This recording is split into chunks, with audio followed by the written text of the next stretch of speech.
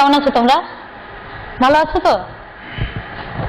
আচ্ছা, আমরা আবার শুরু করি। আজকে আবার পড়া শুরু করি।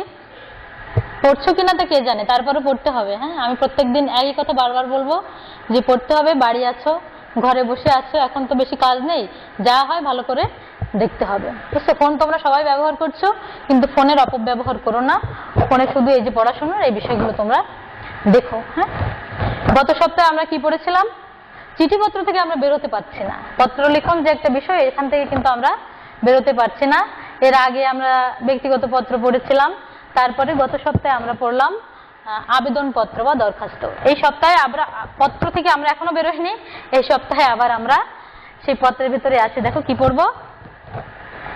মানপত্র। ঠিক আছে, আজকে আমাদের আলোচ্য বিষয় মানপত্র।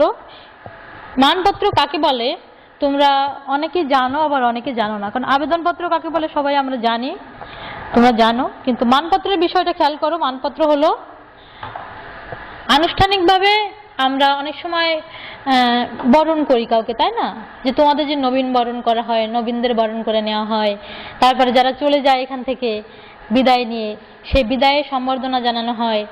তারপরে যখন কোনো শিক্ষক আসেন, নতুন কোনো শিক্ষক আসেন প্রতিষ্ঠানে, তখন তাকে অভিনন্দন পত্র দেওয়া হয়। কোনো শিক্ষক বা অধ্যক্ষ বা কেউ বিদায় নিয়ে যখন চলে যান, তখন তার উদ্দেশ্যে অনেক সুন্দর সুন্দর কথা দিয়ে তাকেও কিন্তু সম্বর্ধনা জানানো হয়, বিদায় সম্বর্ধনা বা বিদায় জানানো হয়। এটাই হলো মানপত্র। মানপত্রের যে একটা সংজ্ঞা তোমরা একটু খেয়াল করো। সংজ্ঞাটা যে আনুষ্ঠানিকভাবে কাউকে বরণ করা, বিদায় জানানো কিংবা সংবর্ধনা বা সম্মাননা প্রদানের উদ্দেশ্যে যে অভিনন্দন পত্র রচনা করা হয় তাকে মানপত্র বলে। মানপত্র হয় সুলিখিত এবং অলংকৃত। মানপত্রটা যে রচনা করা হয় এটা কিন্তু খুব সুন্দর করে লেখা হয়। যে আমরা যে সাধারণ যে ভাষাগুলো ব্যবহার করি, আটপৌরে ভাষায় কিন্তু মানপত্র রচনা করা সম্ভব নয়। এটা খুব সুন্দর ভাষায় লিখতে হবে এবং অলংকৃত করে মনের হৃদয়ের আবেগ অনুভূতি যা যা আছে, হ্যাঁ, সত্যি সত্যি হোক, কৃত্রিমভাবে হলেও সেইগুলো আমাদের একবারে ঢেলে দিতে হয় মানপত্রে। এটি সাধারণত ছাপিয়ে এবং বাঁধাই করে সংবর্ধিত ব্যক্তিকে প্রদান করা হয়। মানপত্র প্রথমত লেখা হয়, সেটা পাঠ করা হয়, এবং তারপরে যার উদ্দেশ্যে এই মানপত্র রচনা করা হয়েছে বা যার উদ্দেশ্যে এটা পঠিত হয়েছে তাকে কিন্তু আর একটা কপি বাঁধিয়ে দেওয়ার একটা নিয়ম আছে। বাঁধাই করে সুন্দরভাবে আমরা তাকে দিয়ে থাকি, তোমরা তাকে দিয়ে থাকো, দেওয়া হয়, বুঝতে পারছো? এই জন্য মানপত্রটা, যেটা বলছি যে মানপত্রের ভাষাটা খুব আবেগ জড়িত হবে, আবেগমণ্ডিত হবে, এবং হৃদয়ের সমস্ত কথা যত যত যত বিশেষণে ভূষিত করা যায় তত বিশেষণে ভূষিত করে আমরা একজন মানুষকে সম্মান জানাই, সংবর্ধিত করি বা অভিনন্দিত করি। মানপত্র রচনার উদ্দেশ্য আছে কিছু।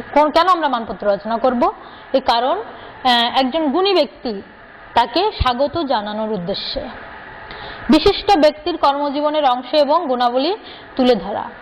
একজন মানুষ, বিশিষ্ট মানুষ, তার সারা জীবন ধরে তিনি একটা প্রতিষ্ঠানে কর্মরত ছিলেন, তারপর সেখান থেকে চলে যাচ্ছেন। যাওয়ার সময় তাকে একটু ভালো ভালো কথা তো বলতে হবে। এমনি তার সাথে সম্পর্ক ভালো থাক খারাপ থাক সবকিছু মিলিয়ে থাকে, কিন্তু সহকর্মীদের সাথে বা শিক্ষক হন, তবুও যিনিই হন না কেন, কিন্তু শেষ দিকে তিনি যখন চলে যাবেন তখন তার দোষগুলো আর দেখা হয় না, তখন তার গুণগুলোই দেখা হয়। সেই গুণাবলী আমরা মানপত্রে অনেক বিশেষণে বিশেষায়িত করে তুলে ধরি। তারপরে গুণী ব্যক্তির মহৎ ভূমিকা অবদানের স্বীকৃতি জানানো, তাই না? যে ব্যক্তি হন না কেন তার যে ভূমিকা, সেই ভূমিকাকে আমাদের তুলে ধরা হয় মানপত্রের মাধ্যমে, এবং তাকে, মূল কথা হলো তাকে সম্মান বা শ্রদ্ধা করা। মানপত্রের কয়েকটা অংশ থাকে, কয়েকটা বিষয় থাকে, এটা তোমরা খেয়াল করো, ভালো করে দেখতে হবে। মানপত্র যদি লেখো, এটা অনেকে লেখে না, আবেদনপত্র লেখে, আবেদনপত্র মানপত্র এটা অথবা একটা না একটা লিখতে হয়, আবেদনপত্র নয় মানপত্র। তোমরা যেটাই লেখো না কেন মানপত্র এমনি লেখা শিখতে হবে। তোমরা লেখো বা না লেখো পরীক্ষার খাতায়, কিন্তু লেখাটা শিখতে হবে। শিরোনাম যে অংশটুকু, সেখানে কি হচ্ছে যে উপলক্ষে এবং যাকে মানপত্র দেওয়া হয় তা উল্লেখ করে পত্রের ধরন অনুযায়ী লিখতে হবে কি, যে অভিনন্দন, প্রাণঢালা শুভেচ্ছা, শ্রদ্ধাঞ্জলি, শ্রদ্ধার্ঘ্য ইত্যাদি লিখে শুরু করতে হয়। মানে শুরুটা বলছি যে এভাবে শুরু করতে হবে আমাদের। শিরোনামের পরে থাকে মূল অংশ। মূল অংশ কয়েকটি অনুচ্ছেদে বিভক্ত থাকে। আবেদনপত্র যেমন দুটি অংশে বিভক্ত থাকে, মানপত্র কিন্তু বেশি কয়েকটি অংশে, মানে 5, 6, 7, 8টা অংশে পর্যন্ত বিভক্ত থাকতে পারে। প্রতিটি অনুচ্ছেদে ভিন্ন ভিন্ন ভাবের বাহন হয়, প্রত্যেকটা অনুচ্ছেদে আলাদা আলাদা করে কথা বলা হচ্ছে, এক একটা বিষয় এক একটা অনুচ্ছেদে তুলে ধরা হচ্ছে। তোমরা উদাহরণ দেখলে পরে বুঝতে পারবে। এখানে শুধু নিয়মটা তোমাদের দেখতে হবে, জানতে হবে, এই জন্য নিয়মটা লিখে আনা। তোমরা দেখো, যেমন নবীন বরণের ক্ষেত্রে তোমরা যখন নবীনদের বরণ করে নেবে, অথবা তোমাদের যখন বিদায় জানাবে, তোমাদের যখন বরণ করে নেওয়া হয়েছে, তাই না, তখন যে মানপত্র লেখা হয়েছিল সেখানে কিন্তু এই শব্দগুলো ছিল, বা এই ধরনের শব্দ ছিল, যে হে নতুন প্রাণের বাহক, হে দুর্বার সৈনিক, হে স্বজন ইত্যাদি সম্ভাষণ। মূল অংশের সমাপ্তিতে সাফল্য মঙ্গল কামনা হয়, অর্থাৎ মূল যে অংশ মানপত্রের, সেই মূল অংশের ভিতর সম্ভাষণ থাকবে। সম্ভাষণের সাথে সাথে যেভাবে সম্ভাষণ করা হচ্ছে সেই ভাব অনুযায়ী কিছু বিস্তারিত লেখা থাকবে, এবং মূল অংশ শেষ হলে সেখানে সাফল্য কামনা করা হয় ভবিষ্যৎ জীবনের জন্য, যে ভালোভাবে জীবন যাপন করতে পারে এবং জীবনের মঙ্গল, এই বিষয়গুলো সেখানে কামনা করা হয়। বুঝতে পারছো? মূল অংশটা এটাই। মূল অংশের সমস্ত উদাহরণ দেখলে তোমরা বুঝতে পারবে ভালো। নাম ও তারিখ। মানপত্র, যাকে মানপত্র প্রদান করা হচ্ছে সেই ব্যক্তির স্বাক্ষর থাকে না, অর্থাৎ যে ব্যক্তি মানপত্র প্রদান করছে, তোমরা যদি আর কাউকে, তোমাদের যারা জ্যেষ্ঠ তারা যখন চলে যাচ্ছে, অথবা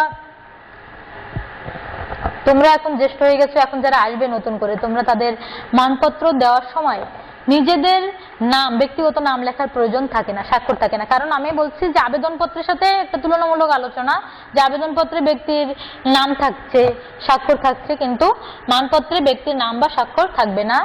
যে সংগঠনের পক্ষ থেকে মানপত্র প্রদান করা হয় সেই সংগঠন বা প্রতিষ্ঠানের পরিচয় নামের জায়গায় লেখা হবে, এবং শেষের দিকে তারিখ ও নামের ওইখানে বিনীত, গুণমুগ্ধ, শ্রদ্ধাবনত ইত্যাদি বিদায় সম্ভাষণ লিখতে হবে, এবং ডান দিকে নাম এবং বাম দিকে তারিখ লেখা হবে। আবেদনপত্রের সময় আমরা কোন দিকে লিখেছিলাম? বাম দিকে নাম ওখানে লিখে স্বাক্ষর করেছিলাম, কিন্তু মানপত্রের ক্ষেত্রে ডান দিকে নাম লিখতে হবে এবং তারিখটা লিখতে হবে বাম দিকে। যেমন দেখো, নতুন অধ্যাপক, প্রভাষক, মানে যেই হন না কেন, তার আগমন উপলক্ষে, অর্থাৎ তোমাদের প্রতিষ্ঠানে একজন নতুন শিক্ষক এসেছেন, তার আগমন উপলক্ষে নতুন, মানে তাকে স্বাগত জানিয়ে অভিনন্দিত করে একটা মানপত্র রচনা করা হচ্ছে। এখানে খেয়াল করো, উদাহরণটা দেখো। আমি সবসময় সংজ্ঞার চেয়ে উদাহরণের উপর গুরুত্ব দিই, নিয়মের থেকে উদাহরণের উপরে গুরুত্ব দিই, এবং তোমরাও সেভাবে পড়বে। উদাহরণটা খেয়াল করো। ঘাটাইল ক্যান্টনমেন্ট পাবলিক স্কুল ও কলেজে নবাগত প্রভাষক জনাব অমুকের যোগদান উপলক্ষে, এটা লিখতে হবে প্রথমে। এটা ওই যে আমরা শিরোনামে পড়েছিলাম, এটা কিন্তু শিরোনামের ভেতর, এটুকু হচ্ছে শিরোনাম, শিরোনাম উপলক্ষে সংবর্ধনা, ঠিক আছে, এটা লিখতে হবে। এটা হলো শিরোনাম অংশে। তারপরে এখান থেকে মূল অংশ শুরু, এই যে হে জ্ঞান সাধক, এখান থেকে মূল অংশের শুরু। প্রথমে এটা লিখবে, কোন বিষয়ে সংবর্ধনা জানাচ্ছ, এটা লেখার পরে তারপরে মূল অংশ শুরু হলো। এটা সম্ভাষণ, সম্ভাষণ যে কোনো ভাবে হতে পারে। প্রথমে যেহেতু একজন শিক্ষক এসেছেন, তিনি অভিজ্ঞ শিক্ষক, অভিজ্ঞ বা অনভিজ্ঞ যাই হন না কেন, তোমরা তাকে অভিজ্ঞ শিক্ষক হিসেবে মনে রাখবে, এবং অনেক কথা, অনেক প্রশংসা সূচক বাক্য তার সম্পর্কে জানো বা না জানো, সবসময় ইতিবাচক শব্দের প্রয়োগ করতে হবে। কখনো নেতিবাচক শব্দের প্রয়োগ মানপত্রে করা যাবে না। হে জ্ঞান সাধক, তাই না, এই ঐতিহ্যবাহী এই প্রতিষ্ঠানের কর্ণধার রূপে আপনার দায়িত্বভার গ্রহণের শুভ মুহূর্তে আমরা জানাচ্ছি আন্তরিক অভিনন্দন। এই যে এটা দিয়ে শুরু হলো, তারপরে একটার পর একটা তোমার অনুচ্ছেদ বা প্যারা আসবে, এবং প্রত্যেকটা অনুচ্ছেদের শুরুতে একটা করে সম্ভাষণ থাকবে, এবং এটা খুবই ইতিবাচক সম্ভাষণ হবে, যেটা শুনলে যার উদ্দেশ্যে মানপত্র দেয়া হচ্ছে তিনি যেন আনন্দিত হন এবং খুবই খুশি হন, তিনি যে আমাকে এত সুন্দর সুন্দর কথা বলছে। অনেক সময় তিনি লজ্জিত হয়ে পড়েন, এত বেশি বলা হয় যে যার উদ্দেশ্যে মানপত্র দেওয়া হচ্ছে তিনি অনেক সময় লজ্জায় মাথা নিচু করে দাঁড়িয়ে থাকেন, যে আমি তো আসলে এতটা করিনি, এত কিছু বলছি।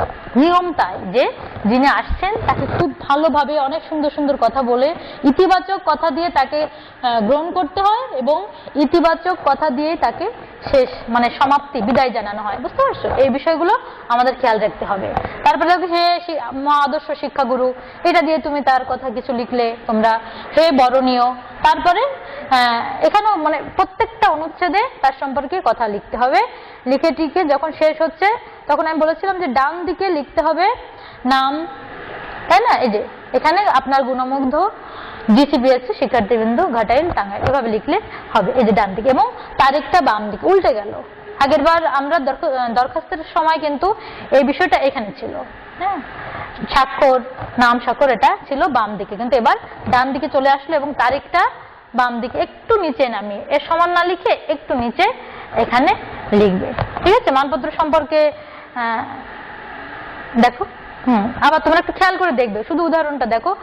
মানপত্র সাধারণত এক পৃষ্ঠা থেকে শুরু করবে, অন্য পৃষ্ঠায় চলে গেলেও সমস্যা নাই, তবে যেহেতু বাঁধিয়ে দেওয়ার বিষয় আছে, মানপত্রটা একটু বড় কাগজে লেখা হয় এবং যত সংক্ষেপে লেখা যায়, কারণ বেশি বড় করে তোমরা লিখতে পারবে না। পরীক্ষা তো সময়ের একটা বিষয় আছে, সবসময় একটু কথাগুলো গুছিয়ে টুছিয়ে সুন্দর করে কিন্তু সংক্ষিপ্ত লেখার চেষ্টা করবে। তোমাদের বই তো অনেক বড় করে মানপত্র লেখা আছে, অতটা বড় তোমরা কিন্তু পরীক্ষায় সময় তোমরা ম্যানেজ করতে পারবে না, এই জন্য একটু ছোট করে লেখার চেষ্টা করবে যদি কেউ লেখে। তবে লেখাটা কিন্তু সবার শিখে রাখতে হবে। আমি বলছি নিয়মটা ভালো করে দেখে রাখো যে নিয়ম কিভাবে লিখতে হয়।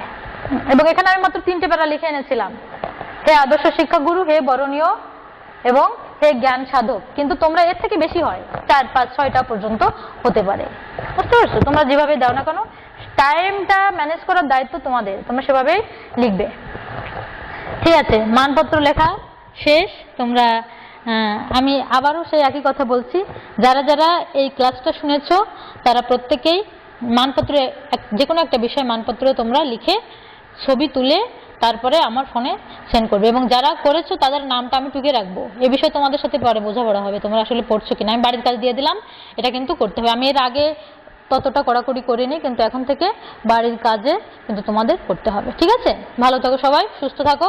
একই কথা, প্রত্যেক ক্লাসে একই কথা বলতে হচ্ছে করোনার সময়, সেইভাবে নিয়ম টিয়ম মেনে তোমরা আবার ভালোভাবে প্রতিষ্ঠানে আসো, দেখা হবে।